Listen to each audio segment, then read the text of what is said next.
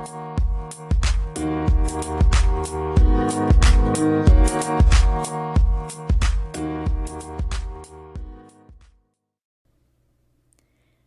and welcome to Reproductive Rebel. I am your hostess, Adrienne Irizarry. As an Eastern medicine practitioner that uses holistic approaches to women's care, I tackle the elephant in the room, our collective frustration with the allopathic healthcare system. In this podcast, I give you a new way to look at your body, understand what it is telling you, and care for your reproductive health. Welcome to this journey. I'm so glad you're here.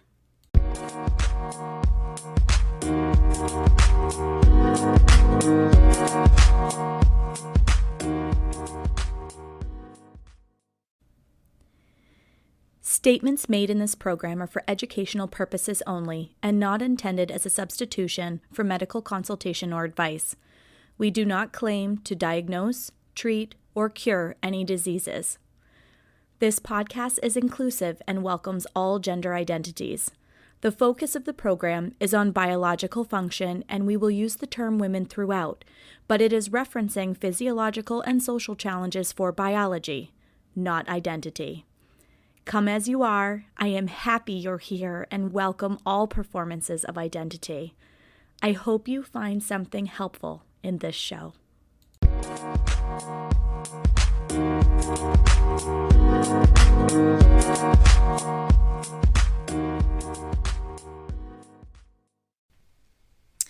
Welcome back to another episode of the Reproductive Rebel podcast. I want to talk about what I do best, which is peristeam hydrotherapy. So, what is peristeam hydrotherapy? You probably have heard terms like vaginal steaming, yoni steaming, perineal steaming, pelvic steaming, V-steam. I've heard a bunch of different terms for this particular practice. I tend to use pelvic steaming because it's the most inclusive. I work with anybody. If you have a pelvic floor, there is work that we can do. A lot of times I will talk about it from the perspective of people who are assigned as female at birth, but I do work with male and female anatomy in my practice because there is a little bit of something for everybody. So regardless of what you use for a title, I find that yoni steaming is only known in certain circles. Vaginal steaming has gotten a big rise due to the awareness that Steamy Chick has brought around the practice. I tend to use pelvic steaming, but I may use them interchangeably as we talk. So, what is pelvic steaming? Pelvic steaming is an ancient modality that's been used in countries all over the world for gentle gynecological support.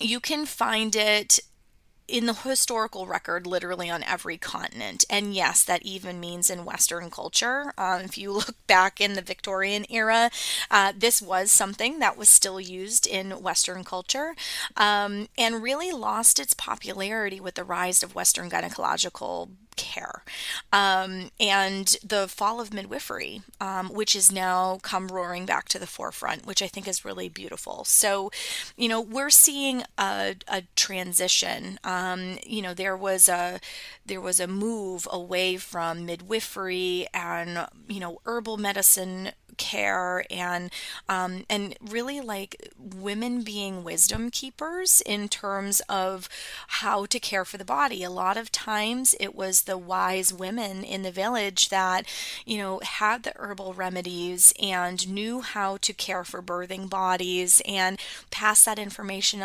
down generationally, and that really has been lost over time. There are still some cultures around the world today that you can find that kind of intergenerational folk tradition, which is beautiful. You can see it in parts of Mexico, the Caribbean, Africa, Asian countries, India. But here in the West, this is kind of a new concept. And when people talk about pelvic steaming or vaginal steaming, they get this picture in their brain of something invasive because everything about the Western gynecological model is invasive. The tools go in, the tools go out, the fingers go in, the fingers come back out again.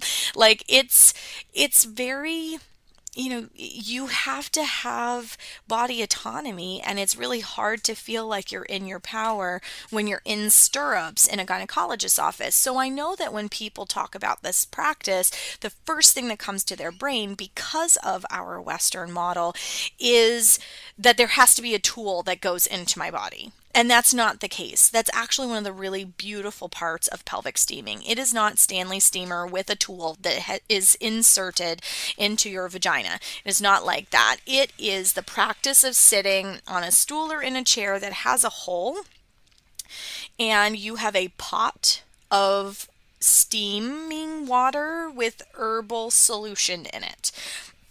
You can get a lot of benefit just from using steam without any herbs in it, because the medium is just as important as the actual herbal choices that are made in the practice. And the herbs are chosen based on your body constitution, what it is that it needs, what it might need a little more of, what we need to maybe eliminate an excess of. So the herbal choice is really important as well. And this is something that I find people who try to DIY and they're like, oh, I just threw some herbs that were in my garden into the pot and I gave it a try and I was itchy after and I'm not sure why. So, things like that, this is the kind of tool that puts your body autonomy and your power back in your hands. However, it is definitely recommended to do with a certified practitioner to figure out how warm it needs to be, how long you need to sit, what type of herbs do you need, are you infection prone? What kinds of things can this modality do to prevent infection? Because it definitely doesn't cause them.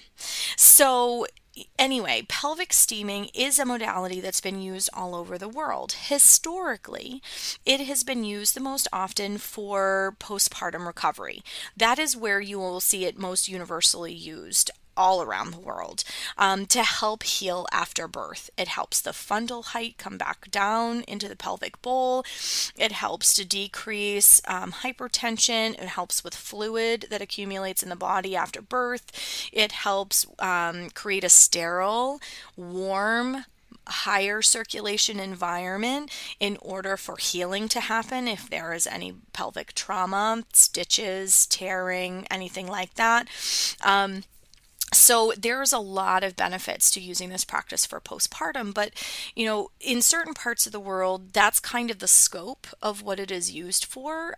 In other parts of the world, like Korea, China, India, these places actually bring it into clinical practice and use a synergy between Eastern traditions and Western traditions for the good of the client. And one of the things that, you walk into Korean OBGYN area, and this is something they will do, which is really awesome. And most of the research that has come out of this practice you will find in Korean PubMed.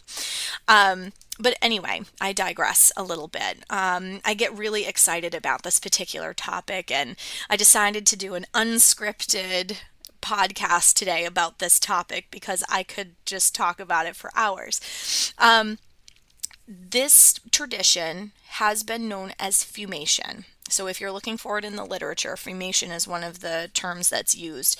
And it could either be a wet tradition or a dry tradition. So the dry tradition is also known as vaginal smoking or moxa horse. It is used for very specific constitution types.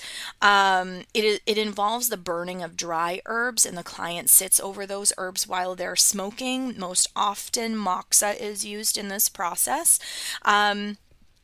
When I was originally introduced to it, they referred to it as toilet bowl moxa, but you can actually use it in a very similar application. So the wet tradition is what we know as pelvic steaming. It is used most universally for a variety of constitution types. It involves boiling water and herbs in order to make a tea-like solution, and the client sits over the steam for anywhere from 10 to 30 minutes depending on what the body needs. And that's something that when you work with a certified practitioner, they can help you based on symptoms that are showing up in your life, the way that your cycle is working, symptoms you're seeing after transitioning, whatever the case, based on what your body is showing for patterns, they can identify what it is that you need for herbal support in that solution. So, what does steaming address? Steaming addresses all kinds of things like circulation challenges. It is a really great medium to use for infections. It is great for fertility support. So anybody who is even thinking about, even if a baby is like 3 years out on your horizon and it is not currently in your plan, I would absolutely advocate for starting to do steaming now, because laying the groundwork for a healthy body with improved circulation and all of these things before you try to conceive will actually increase your chances for a healthy, successful conception without all the roadblocks that a lot of people face. So we have a staggering statistic in the United States in terms of fertility challenges. Like, the vast number of people are experiencing them, and they experience them for a variety of reasons. Like, we have a culture that is very birth control focused. And when you are focused on birth control as a means of, and I'm using air quotes, treatment for menstrual irregularity and other types of issues, you're actually disrupting a healthy process in a body. So you are interrupting healthy hormone communication. You are only allowing a withdrawal bleed. It is not actually regulating anything. So when you have been on this medication for a prolonged period of time, it leaches certain really important minerals and nutrients that you need to be in an abundant place for fertility to be optimal. And so the longer you're on something like this, the longer it takes to replenish your system in order to prepare for a healthy pregnancy. Because really, when you think about it, the goal is not just to get pregnant, it's to carry a healthy baby to term, to have the most perfect little human in your arms at the end of this journey. And when we don't prepare our bodies as much for a pregnancy as we do for our wedding, for example. Like, a lot of people spend over a year planning for their wedding, but they just, by the time they make the decision that they are ready to have a baby, they were ready to have the baby yesterday. Like, they're like, okay, I'm ready to be pregnant now. And then after 6 months of trying, they're frustrated because they're like, oh, well, this wasn't as easy as I expected it to be. And we have that understanding for a lot of reasons. One, this birth control effect. Okay, there's a lot of people in the population that are on hormonal birth control, and they think that if they go off the birth control one cycle and then they start trying, that they can conceive. Some people can, but the vast majority of people can't, and it's for this mineral and nutrient reason. It's the fact that for a lot of people, they're still having a withdrawal bleed pattern for several months after they get off of birth control, and other reasons. The other thing is we often tend to benchmark off of 6 months of unprotected sex with no pregnancy resulting. Well, what factors are we not considering here? Were they on birth control ahead of time? They went off of the pill 1 month and now they've been trying for 6 months. Well, if 3 or 4 of those months were withdrawal bleeds, you haven't even been ovulating yet. Right? So there's a lot of reasons that color that infertility diagnosis or end up people finding themselves in these infertility programs. And one of the beautiful parts about pelvic steaming is this is a way that you can support your body and prepare your body and nourish your body in preparation of a potential pregnancy later on down the road. So menstrual irregularity, that's a probably the number one thing that people come to me for. I'm having clots, I'm having cramps, my period is all over the place. It's either too short, or some months it's 24 days, some months it's 33 days. I don't know why this is happening. All of those kinds of things. The pain is a big one. Clots are a big one. And when we're able to use pelvic steaming to increase circulation, to provide certain tools that the body is literally hungry for, to warm that area, because heat is a big part of it. Circulation is a big part of it. So, when we're able to use steam to be able to help all of these things, we're able to regulate the healthy hormone communication in the body and eliminate some of the roadblocks that cause issues. It's wonderful for helping with pelvic floor healing, whether there's been surgery, there's been trauma from birth, anything like that. It is beautiful for pelvic floor healing. And one that a lot of people don't think about is emotional and physical release. So there are two really important acupuncture points on the perineum, and one of them has a lot to do with the emotional body. And when you're stimulating circulation and warming and bringing chi to that area, we're able to unlock and process a lot of emotions that we hold there. And so a lot of times women, because our womb space is the seat of our identity, we hold and bottle a lot of emotions there, and it shows up in physical ways, menstrual irregularities, fibroids, all of those kinds of things. And steaming helps us to release the emotional piece and the physical symptoms that may be showing up as a result of that. And that's really, really important. So steaming is powerful, both dealing with the physiological symptoms that show up, but also the emotional ones as well. So why does pelvic steaming work? Okay, I was the why kid growing up. I needed to know why everything happened. As a practitioner, I approach my work with my clients the exact same way. I want them to understand why things are happening, because then you feel like you are in the driver's seat of your bus. You are empowered. You have the knowledge, and you can make some meaningful choices about what to do with your body from an educated place. And so yeah, that's my philosophy as a practitioner. So why does steam work the way that it does? Well, steam is powerful because it increases circulation in the entire body from the pelvic floor. It helps to speed healing after birth. It thins and softens anything that, if there's been a loss of efficiency in the cycle itself. It helps to move anything that may be left behind by periods, birth, all of those types of things. It is really, really beautiful for recovery after miscarriage. Helping to make sure that there isn't anything left behind that could potentially cause an infection. You can use steaming to help with people who are starting to see symptoms of an infection after the birthing process, whether it is pregnancy loss prior to full term or a full term pregnancy. But your vaginal canal is made up of a lot of porous cells, which supports the absorption of these herbal properties, and they're delivered by steam. So the medium, the steam itself, is equally as important for stimulating circulation as the herbs themselves are. So there is a lifting, tightening, toning effect. So if people are struggling with prolapse, it does help with that.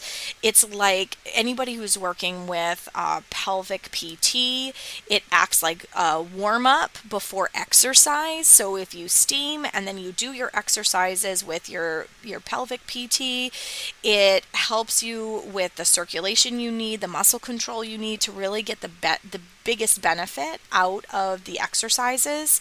There are two, and I mentioned this before, but there are two really important acupuncture points on the perineum. And I don't know about you, but I don't want anyone sticking any needles in my perineum. I know that there are acupuncturists that have to do that as part of school, and it's a big roadblock for me in terms of acupuncture school. This is why I do sound therapy. But I don't have enough Mars in my chart to stick needles in people, particularly in this location.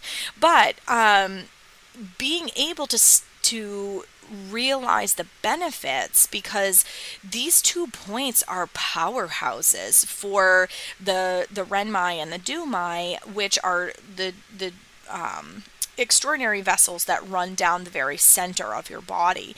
They stimulate blood flow and chi and have really big health impacts on the body. They help to clear heat, they help to clear dampness, which is important for dealing with cysts and infections.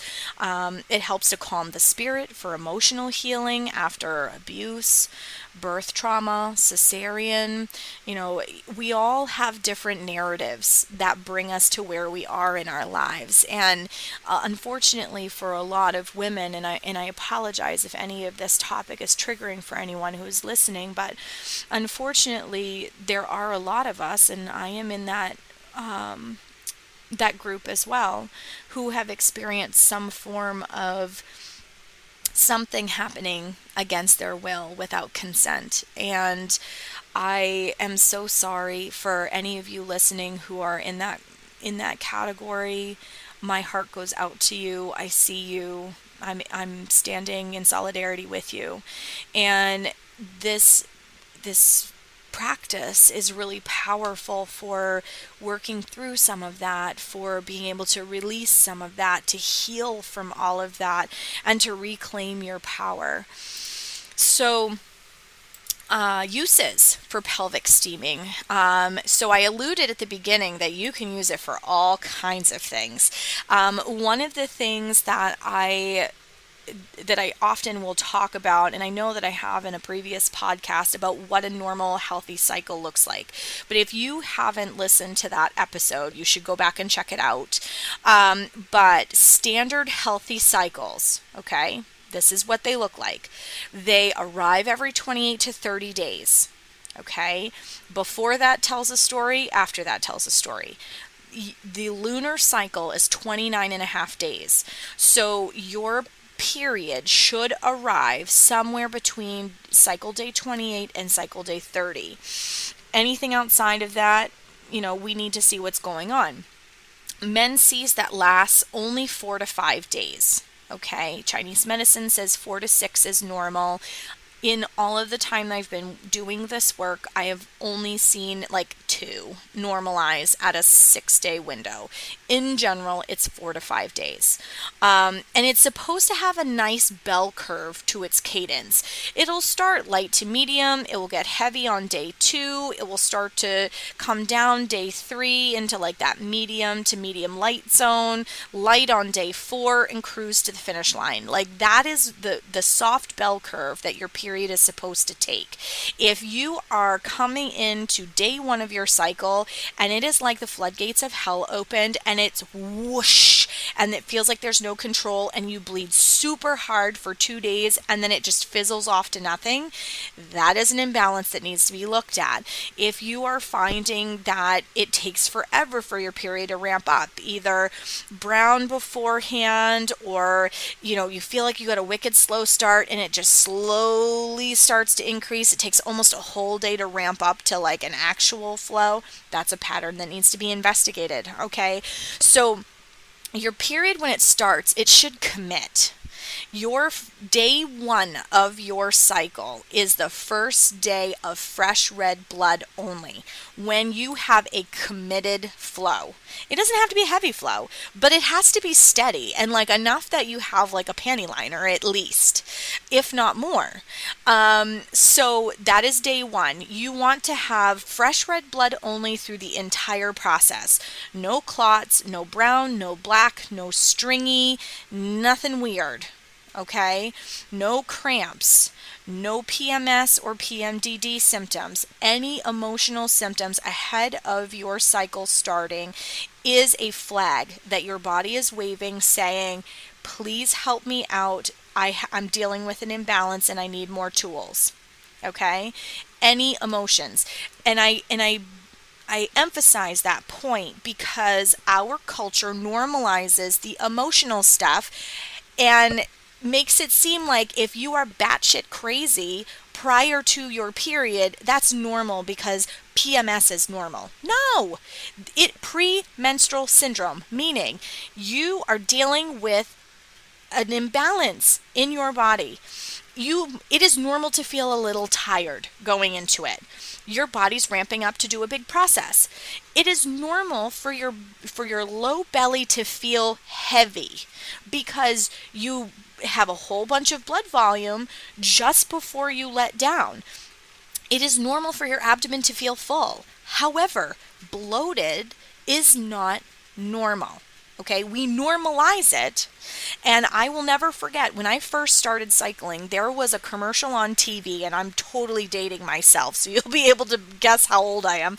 But there was a commercial on TV for Midol, and this woman throws herself down on the couch and is like trying to button her pants, and she's leaning backwards on the couch and she's trying to get the button buttoned, and the voiceover on the commercial is like, Midol, makes it so that you fit back into your pants again and bloating is not an issue during your period. And then I remember the blue box at the end of the commercial, right?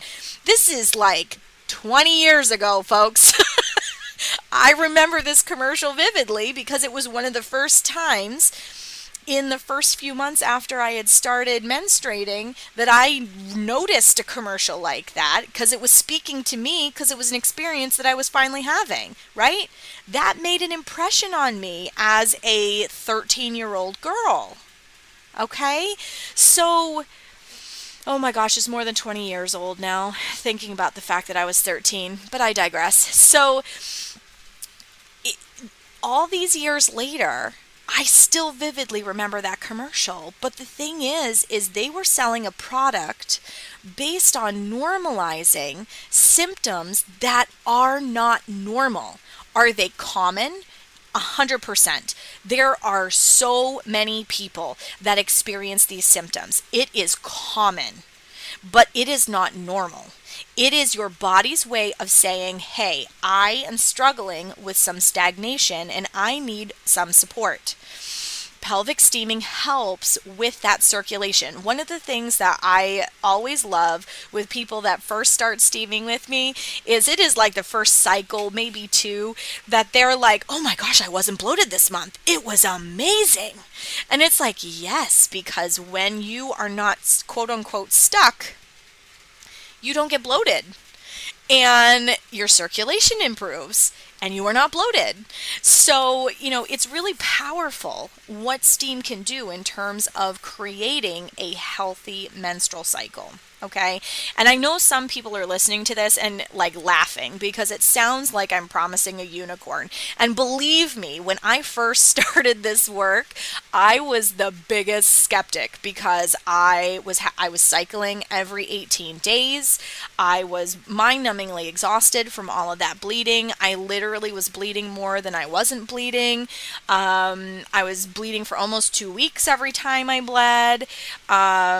I had wicked pain. Endometriosis was part of my experience, and I had pains of bowel movements. I had pain during my period. I had pain before my period started. I had pain after my period. When I first found this work, I had literally all of the imbalances that I currently screen for. And I thought that a 28-day symptom-free cycle sounded like a unicorn, and I laughed. Biggest skeptic out there. And I was like, you know what? I will believe it when I see it. And then at 33 years of age, I had my first symptom-free 28-day cycle with no pain. And I was like, holy crap, this can actually happen. And it was so life-changing for me because I I had pads stuffed in every suitcase you could possibly imagine. My husband and I laugh now because when we go into some of the suitcases and stuff to pack for trips, my husband's like, "Oh, found more pads you stuck in the little zipper pocket over here in this thing," right? And because I haven't needed things like that for years. And like I had them in every backpack, every purse, every hidden zipper pocket. I had them in jackets. I had them in suitcases. I had them stuffed everywhere. I kept a bag of menstrual supplies in the glove box of my car. When I started dating my husband, I put one in the glove box of his car, and he goes, "Are you serious right now?" And I'm like, "Yes, I'm dead serious." And then after he had been with me for a little while, he saw why.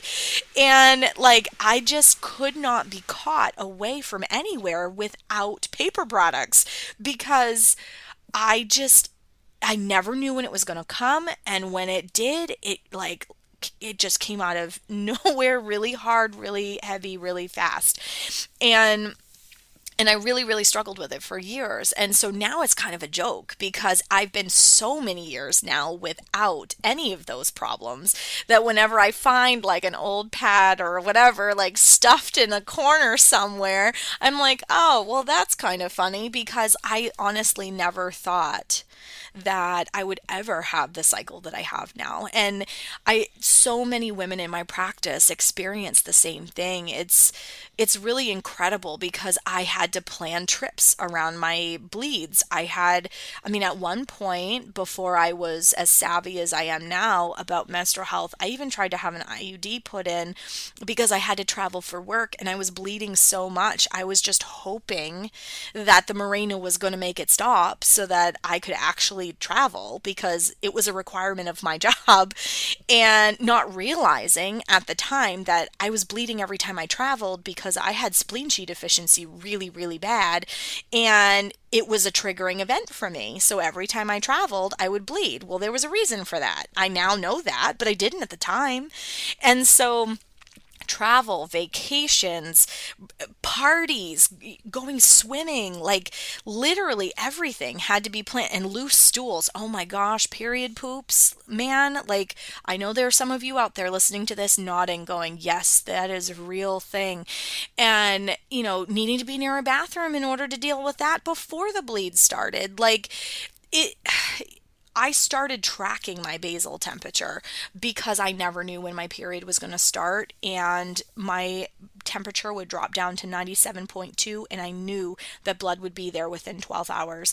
And I had to start doing that because it was so unpredictable, and I had so many like premenstrual symptoms, but I had them kind of all the time because I was exhausted and trying to work like a man and push hard through everything and keep up with the corporate gauntlet of expectations that it was just.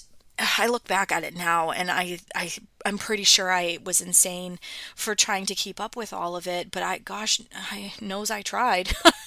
But at the detriment of my body, and this is what steaming can be used for. Steaming can be used to heal after long-term damage like that. I mean, my whole bleeding life from the time I started my period at 12 until I was in my 30s was unpredictable, irregular, painful, heavy, life altering. Like, and then once I found steaming, all of that changed.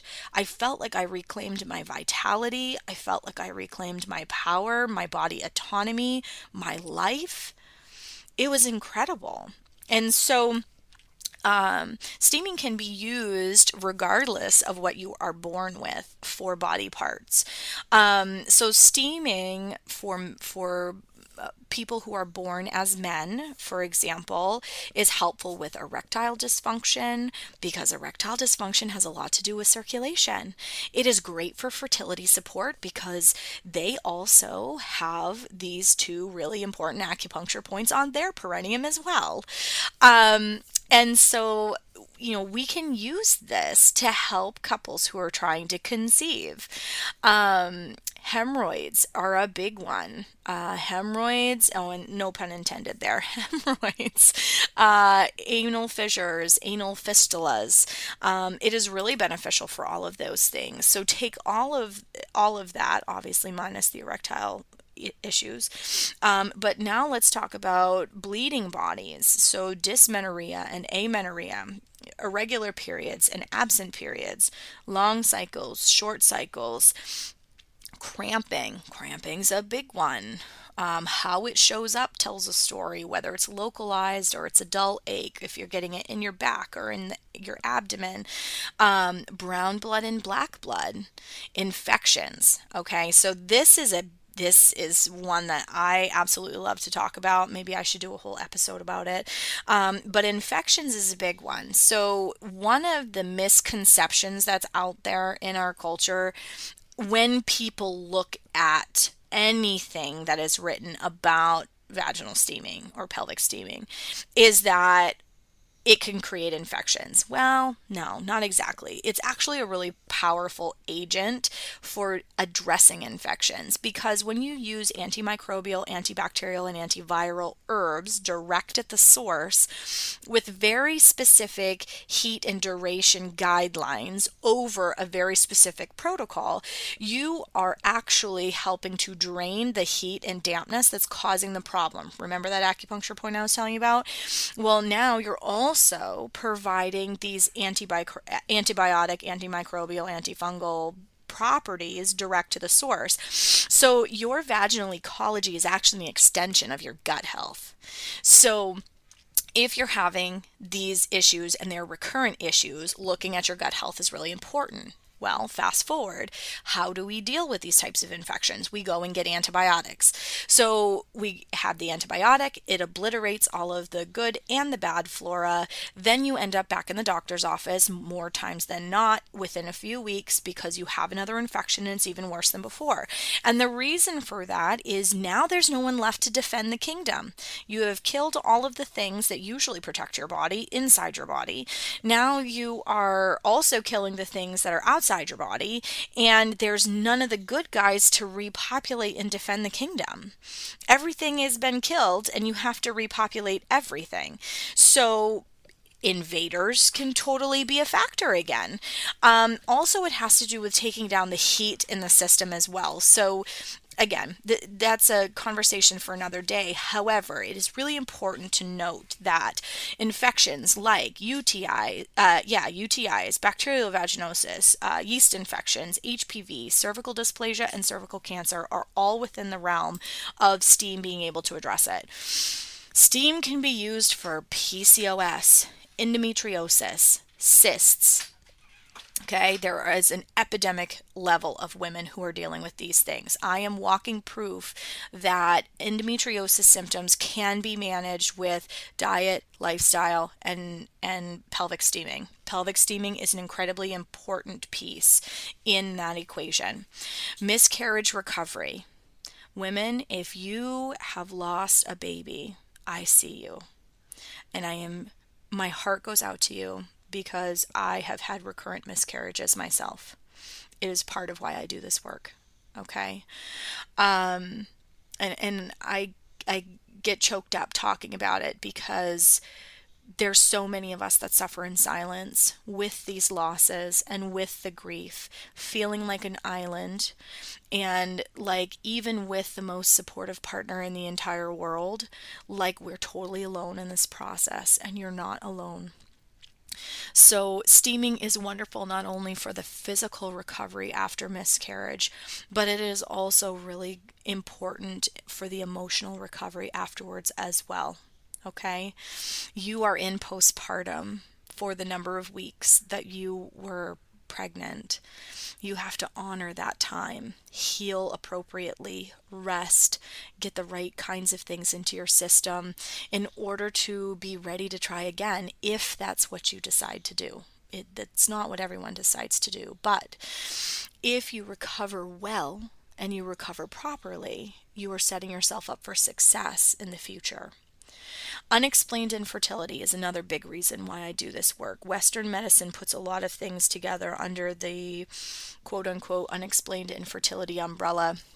And one of the things that I think is absolutely beautiful about Chinese medicine is the fact that there are several different diagnoses that fall underneath. So that Y kid piece that I was talking about in the beginning, like this really speaks to that for me, and why I decided to work in this way, because I needed to know why it was happening, why I was having challenges, why I wanted to have a baby with the love of my life, and my body just would not hold the pregnancy. We were getting pregnant.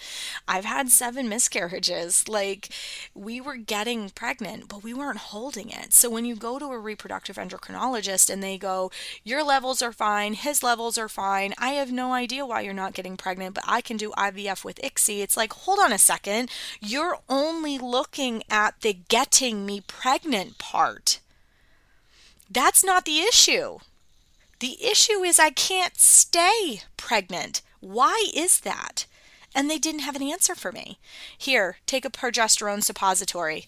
Okay, great. But that didn't solve the problem either. And so it's taken years of me working in this field, doing research to support my clients, that I've learned the why in my own equation, but I use that knowledge as power to help other people not go through what I've been through, because I wouldn't wish that experience upon anybody. You know, fertility is supposed to be like one of these things that, you know, we're told that you could get pregnant all the time, and then it's really easy to get pregnant and all these things. And then 9 times out of 10, when people are actually in a healthy, loving relationship and want to get pregnant, they are mystified by actually how hard it is. And the thing is in any given month, we only have a 33% chance max, with everything being perfect and the stars aligned and all of these things, in order to actually get pregnant. And so we want to optimize those parameters, that criteria, the health of our body, the health of our partner's body, in order to reap that 30% success. So when people start trying and they've had a few months and they're like, oh, I can't believe I haven't gotten pregnant yet. You know, it's not 100% guarantee every month. Like, if you do the things at the certain time, like, it's going to happen. Like, for some people it does, but for a vast majority of people it doesn't. And so this is why it is so important to make sure that the landscape, their physical body constitution, is as healthy as possible when you start trying. Postpartum recovery. I alluded to this earlier on in the show that postpartum recovery is one of the most universally used reasons for pelvic steaming. And like I talk about, I have a course called Empowered Fertility that talks about the right creating the right parameters for both the male and female partners in their relationship. I anticipate that there will be a course coming out at some point about labor preparation and postpartum, but it's really important to recover after. You have 3 really big moments in your life to hit the reset button on your health. One is when you first start your period at menarche. One is in postpartum. So anytime you are postpartum, it is an opportunity to hit a reset button on your health and long-standing medical issues you may have been having and all of those things, because you were literally rebuilding the foundation of your building at postpartum, and then again at menopause. So, you know, capitalize on this incredible superpower that your body has to realign itself, to heal itself, to start anew. Scar tissue is another big area that this is successful for. So if you've had laparoscopies, cesareans, any sort of abdominal surgery, like an appendectomy, anything like that, steaming helps to break apart scar tissue So, some people have cramping because they have scar tissue from abdominal procedures and things like that. Steaming is really, really beneficial for that.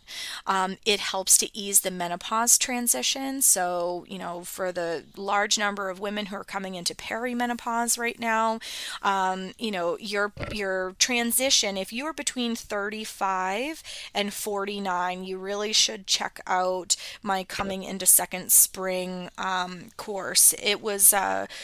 It's being offered as a replay on a live event that I did, but it has so much good information in terms of, all right, so at 35, this is what happens in your body. At 42, this is what happens in your body. At 49, like, this is what you can expect, because we don't talk about this topic nearly enough. And it's unfortunate because this is where we become really symptomatic again, where, we can see hot flashes, we can see night sweats, we start to see vaginal atrophy, personal dryness, UTI when we didn't ever have any before, things like this.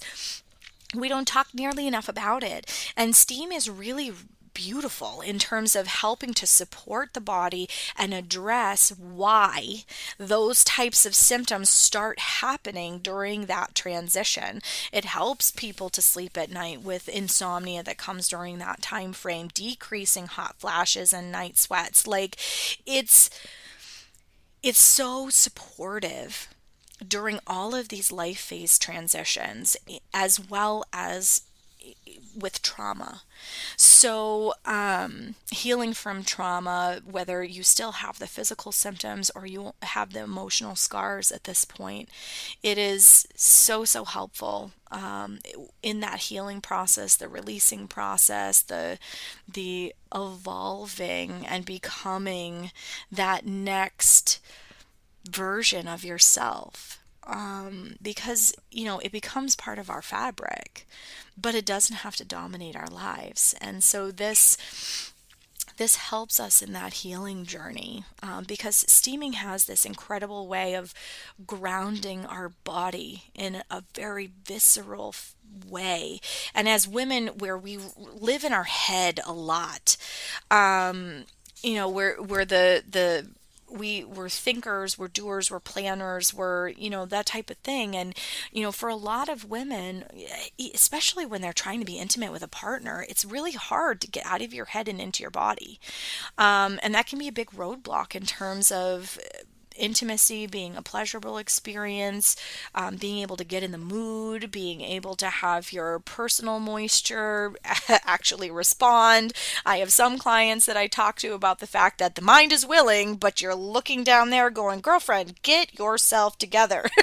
Why do I feel like I have two bodies here? Steaming is really helpful in terms of that embodied experience and really being able to pull you out of your head and into your body. Not to mention, it is awesome in terms of helping with foreplay. For the vast majority of us, we struggle with orgasm because we don't have enough blood flow to the pelvic floor.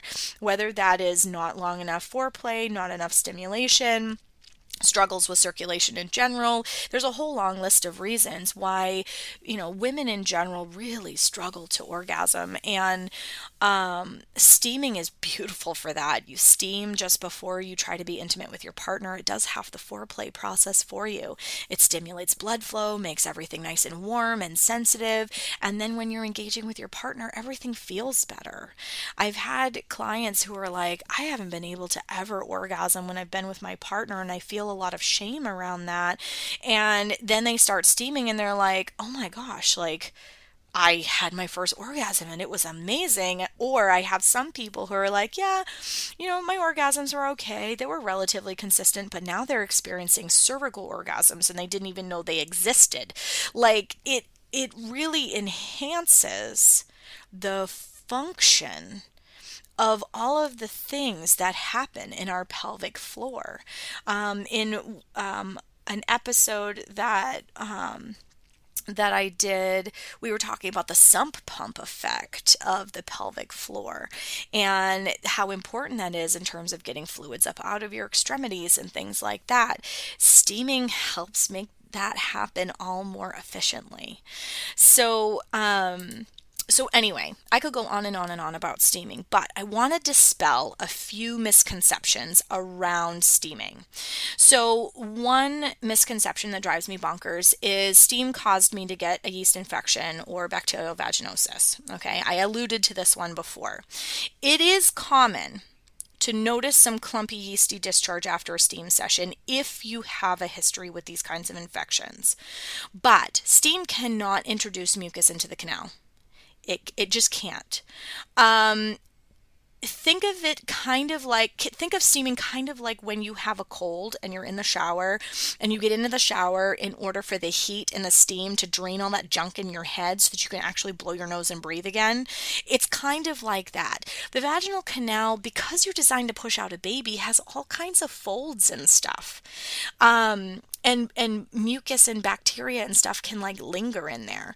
And when you're steaming, it helps to aid with ridding the body from the infection, not only because of the properties of the herbs that you use during an infection, but it creates a non-hospitable place for bacteria to thrive and drains all of that damp mucousy caca that's in there, so that it can't proliferate. But this is why you have to do it with a certified practitioner, because the whole idea with this is to not create hospitable conditions for bacteria to thrive. But it is very, very effective at breaking an infection cycle. This is actually something that naysayers to this practice will try to belabor, that, oh, well, this causes infections.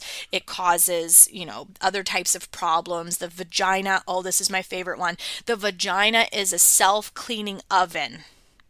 It does not need any intervention. I challenge that statement, because if the vagina was as effective as a self-cleaning oven as it needs to be, then how do we get these infections in the first place? So I leave you with that thought. Sometimes, because of our environment, because of stress, because of our diet, because of all of the things that disrupt our system, the body needs a little support to clear the debris off the highway so that the body can do what it knows how to do. And so, yeah, can it take care of itself? Sure, as long as there isn't anything inhibiting it from doing that. So this is why the self-cleaning oven comment drives me bananas. And I've even heard OBs, and there are articles out there where doctors make statements like that, and it's very misleading, because they would never have to prescribe antibiotics if that was 110% true. Does the functionality work that way? Yes, but our bodies are also designed to make healthy cells over and over and over again, and yet cancer exists because of things that disrupt that normal healthy cellular division. I'm going to leave that alone, because I could get mad about that all day. Okay, so another thing that I hear often is steaming caused my cramps to get worse. The truth is that you may increase a little bit of cramping in the early stage of the journey, and a lot of times that is seen in people who use things like tampons and sea sponges that block the downward uterine flow. Okay, when your period is letting down, you are not supposed to plug it. You are only absorbing the flushing mechanism with a tampon or a sea sponge. Okay, your body is bleeding to flush the unused endometrial lining for the month to start anew for the next month. When you use a plug product, you are blocking the exit of that lining leaving the uterus. That is where a lot of cramping comes from. I have clients that are like, oh, well, I'm a habitual tampon wearer, blah, blah, blah. And I'll tell them, even if you don't try the steaming thing, just try not using a tampon, even a cup. And I know cups are controversial with some people. I'm an advocate for a cup because there are times that you just need some leak-free protection. And that's why people don't want to go without their tampons. But The difference is the cup is kind of like a catcher's mitt, and it sits underneath the cervix to catch instead of being right up against the cervix, blocking the exit. Okay, not everybody agrees with me with that. There are some Eastern practitioners that are like, nothing is supposed to go up and in because all of the energy is down and out. I think that balance is what makes people able to adopt things into their lifestyle. I personally use cups and I think they're wonderful. They are a great alternative and help to reduce cramping in people who have been habitual tampon users. And I used to be, okay? So I'm not saying this from this magical place where I never used birth control and I never used a tampon. No, I've been through all of this stuff. I had a heart attack on birth control. Like, I tried to have a Mirena put in so that I could travel. Like, people, I don't live in a magic bubble anywhere. What I am saying, however, is that we are grossly misinformed as a public about some of the things that are offered to us and what the repercussions are of using those products. And the whole point of this program is to raise awareness about those things so you can make informed choices about what is going to be in your best interest. So steaming making the cramping worse really has to do more with the fact that there is stuff your body tried to expel that it wasn't able to expel, and now you've increased circulation and the power behind that flushing mechanism, and now it's trying to get all this junk out. When you observe proper period care, and I do have a mini course if you're interested, it's like maybe an hour of content, it's super short, but the whole idea is teaching you what proper period care looks like. And if you're observing proper period care, cramps are generally not a thing. Misconception number 3, I tried steaming and it didn't work for me. So, sometimes this statement is made when a person doesn't understand what they are looking for signs of improvement. That is really important. Sometimes this statement is made when they are trying a one-size-fits-all herbal approach, meaning they get it off of a website or they get it off of Etsy, and it's a generic blend of something, and they're expecting magic to happen with a generalized blend of something. Okay, the success of this modality comes from the right heat, the right duration, and the right herbs for the right bodies. Period. This is not a one-size-fits-all kind of practice because everybody's body constitution requires different types of support. Just like everybody has a different story because of their personal experiences, their life experiences, their work experiences, their cultural experiences, all of those things make them who they are. Well, all of those same types of things influence your body's constitution. What were your parents like? What were your grandparents like? How well did they take care of themselves? Did your mom get pregnant when she was still sick with mold toxicity? Did she, like, all of those things affect our fabric. And so the success of this practice, this steaming practice, really hinges upon the right heat, the right duration, and the right herbs for the right bodies. And the best way to do that is working with a certified practitioner. So misconception number 4, and I hear this one a lot. Doctors do not recommend pelvic steaming. Okay, this is not all true. All doctors that advise against this practice, that's not true. I have doctors that refer to me, so I can tell you for a fact that that is not true. There are some very loud proponents in the social space right now that poo-poo this practice, and there's reasons for that. They don't have enough information about it. They're not taught about it in school. Doctors can be legally liable if they recommend something that causes harm to someone. So if they don't know anything about the practice, they are always going to err on the side of caution because they can get sued. So one of the things that makes me crazy about when people Google vaginal steaming is some of the loudest naysayers, and we'll see if I get any lash back from this, but some of the loudest naysayers against this practice are people who do not understand how it works. And if you are one of those people and you are listening to this, please feel free to reach out to me. I am totally open to having a controversial conversation on this podcast about this issue. Because here's the thing, if this is done with a certified person who knows what they're doing, who knows what they're looking for, there is no harm that can come from this, as long as it is being done correctly.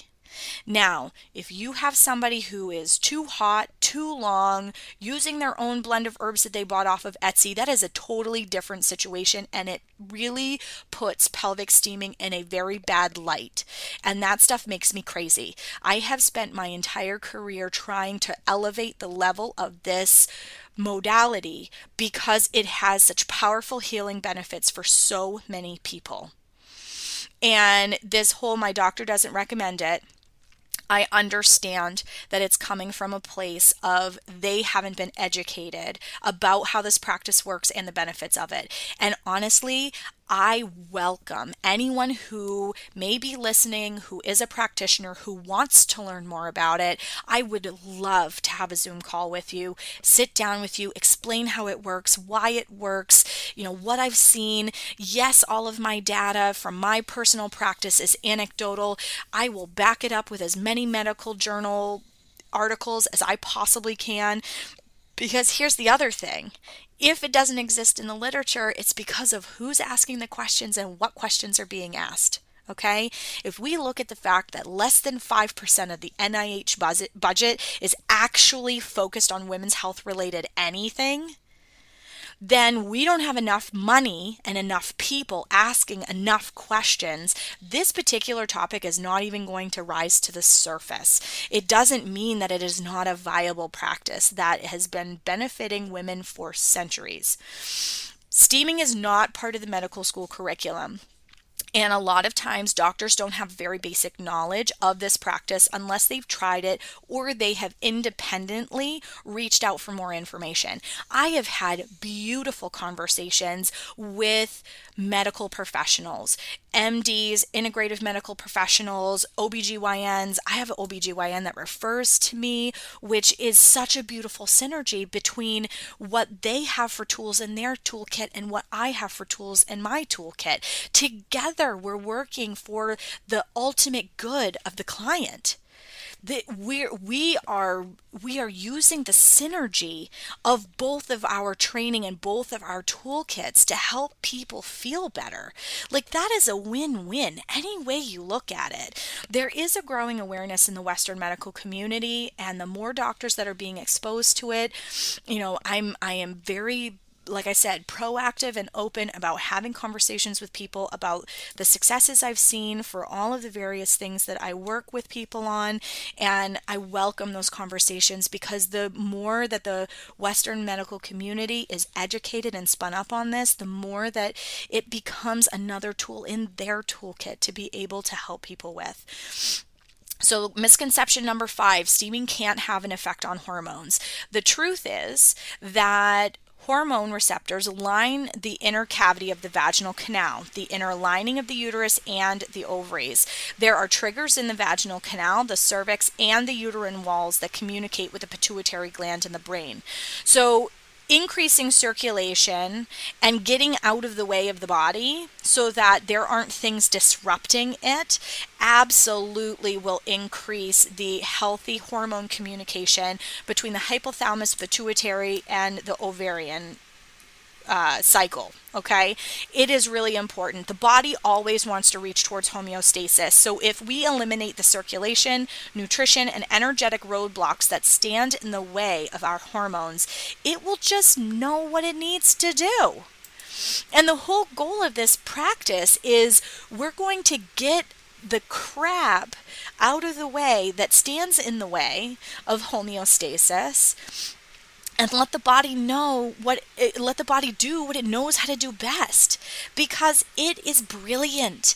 Our bodies are brilliant, and we're just not taught to trust in their wisdom. And so part of the educational process that I do with people is to empower you so that you know what your body needs. And eventually, once you know how to do the steaming thing, you know what your body's telling you, you know how to look for warning signs, you know how to read your period, like all that stuff. Then you're in like this maintenance place where now steaming is part of your lifestyle. You can use it through all of your life transitions. You can, steam very little and maintain your healthy menstrual cycle. You can change the way that you're steaming in order to support trying to conceive. You change it again if you're trying to recover after baby. If you're headed into menopause, you're looking at it from a different lens. But literally, what you're working towards is just being able to steam a little and maintain your results. And it's totally possible. So thank you so, so much for sticking with me for an entire solid hour with no breaks, listening to me talk about this practice that I am so, so passionate about. I have seen the quality of so many people's lives transformed by pelvic steaming, that there is no naysayer or medical journal article that could convince me that this practice isn't in the highest and best good of anyone who engages with it. The key is making sure that you are working with a practitioner that can give you the guidance that your individual body needs. So I'm going to stop there. Again, I could talk about this all day long, every day, all day, because I love what I do. I love this work. I'm really excited because this year I'm going to actually start training Peristeam hydrotherapists so that there are more practitioners like me out there in the world being able to share this body wisdom and body literacy with people, because we desperately need to put our power back in our own hands, and education is really the biggest way to do it, and I am a firm believer in that. And so I'm really, really excited to be able to start teaching Peristeam hydrotherapists this year, something I've been dreaming about for a while, and the time is now, especially given what's going on in our country right now. Body literacy, body wisdom, and self-care practices are needed more now than ever. So if you have any feedback about this, or if this lit your fire and you want to know about learning how to become a Peristeam hydrotherapist, or if you're interested, in the show notes, I will put links to all of those courses that I mentioned. And, if you are a medical professional and you want to speak with me directly, I totally welcome that. Please feel free to reach out to me. We'll schedule a time to do a Zoom call. We'll talk through what this is, how it works. We can talk about it in a slightly more clinical way, but I am really looking to elevate the level of this profession, because it really does deserve a seat at the table in terms of being able to change the reproductive health for women everywhere. So thank you so much for joining me for this episode of the Reproductive Rebel podcast. Much love to you all, and I will see you in the next episode.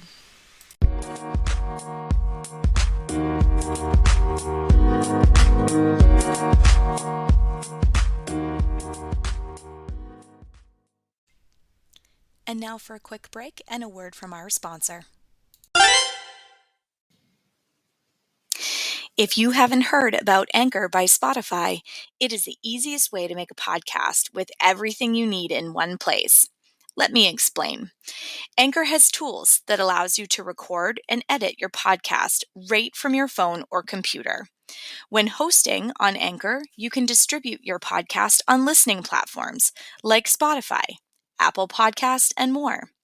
It's everything you need to make a podcast in one place. And best of all, Anchor is totally free. Download the Anchor app or go to Anchor FM to get started. This podcast is made possible by listeners like you. If you like what you hear, please consider making a contribution to the Reproductive Rebel podcast. Your support in any amount helps us continue to inspire current and future generations. Show your love for this content in the listeners' support section below. And thank you from the bottom of our hearts.